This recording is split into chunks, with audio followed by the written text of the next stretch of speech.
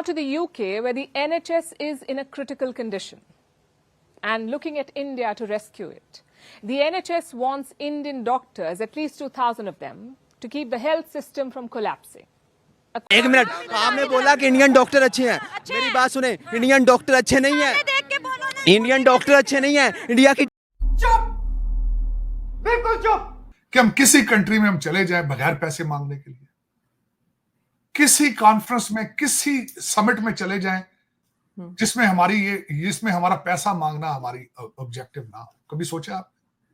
कभी मजा आया तो पाकिस्तान में भी एनुअली बहुत से डॉक्टर पैदा होते हैं, बहुत से डॉक्टर्स निकलते हैं पाकिस्तान से, लेकिन ऑल ओवर द वर्ल्ड कितनों को बुलाया जाता है या क्या हमें अहमियत दी जाती है हमारे पढ़े लिखे नौजवानों को, हमारे पढ़े लिखे स्टूडेंट्स को? तो साला ये दुख का खत्म नहीं होता बे। पाकिस्तान में टैलेंट की कमी नहीं है। बहुत सारे ऐसे लोग हैं जिनको मैं जानता हूं कि उन्होंने मेडिकल फील्ड में बहुत अच्छा काम किया है। कुछ भी हम खाते हैं, सोते हैं, वो मेहनत ज्यादा करते हैं। वो गरीब लोग हैं, वो गरीब भारतीय गरीब है, हमारे पाकिस्तान में अवाम से गरीब लोग हैं। कैसे गरीब है वो अल्लाह की कसम मैं खा के कह सकता हूँ, वो उनके पास ऐसे उनके सूबे हैं कि जहाँ पे ना वो उनके पास पैंट है तो शर्ट नहीं है, शर्ट है तो पैंट नहीं है। साले का खोपड़ी तोड़ साले का। वहाँ पर जिस तरह के पाकिस्तान में आज़ाद है ना वुमेन आज़ाद है यहाँ पर, मैं समझती हूँ आज़ाद है। अभी 7-7 साल की बच्चियों के साथ रेप होते हैं यहाँ पर और मुजरिम भी भाग जाते हैं।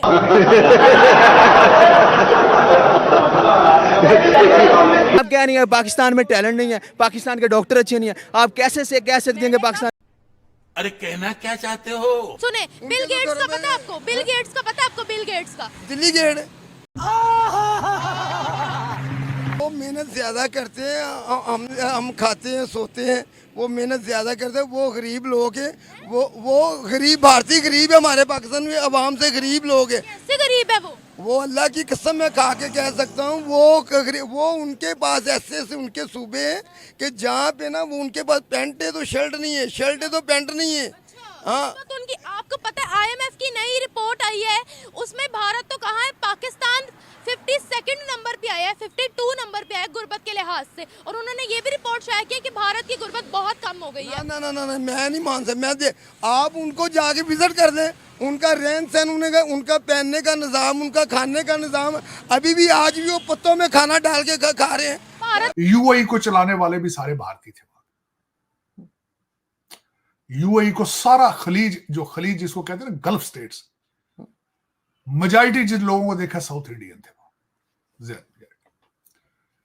तो वहां पे इस वक्त, और दूसरा अभी रिसेंट एक रिपोर्ट आई है, आपके बहुत बड़े एक जर्नलिस्ट है, उन्होंने रिपोर्ट की, जिसको मैं अपनी आंखों से भी देख के आया।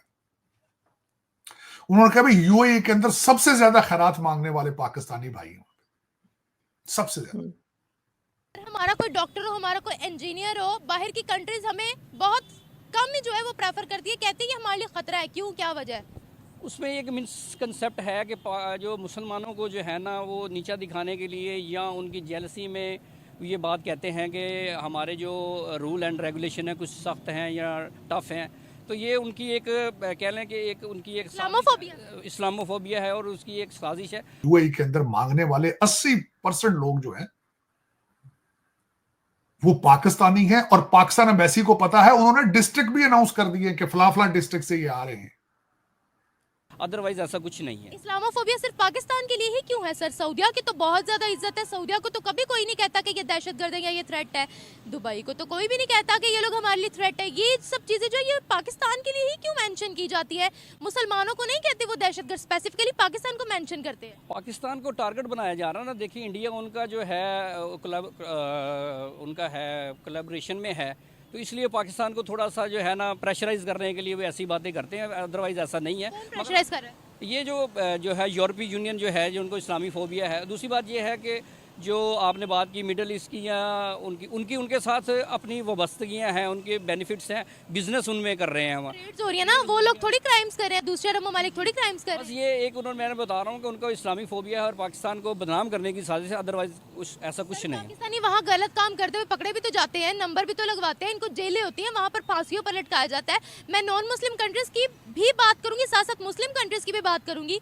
सऊदिया ने कितने पाकिस्तानियों को लटकाया है? आपकी बात बिल्कुल इससे मैं एग्री करूंगा, क्योंकि सऊदीया में भी इस्लामोफोबिया है।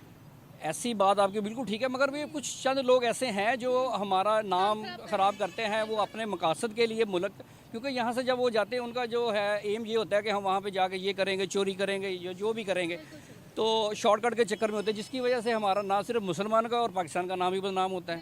ये रीज़न है। मैं बताता हूँ हुआ क्या, वाकया बड़ा सुनने वाला है। हम एक जगह पे एक पार्क के अंदर टिकट लेके अंदर जाने की कोशिश कर रहे थे, तो भाईजान आए, किसी ने राब्ता नहीं किया, 2 दिन किसी ने फ्रॉड लगाना का कोई ट्राई नहीं की। भाईजान आए वारदात डालने, कहते जी आप टिकट ले रहे हैं, यहाँ से इतने के टिकट मिलेंगे, सस्ते टिकट मेरे से ले लें आप। हमने कहा भी क्यों आपने ये खैराती इदारा क्यों खोल लिया? उन्होंने कहा जी मैंने किसी से उधारे पैसे लेने थे, उसने पैसे नहीं दिए, क्रेडिट कार्ड दे दिया, ये मैं क्रेडिट कार्ड पे आपको टिकट 10-10 रियाल सस्ते ले देता हूँ। सरदार भाईजान ने पूछा आप कहां से? कहते जी मैं माशाल्लाह पाकिस्तान से।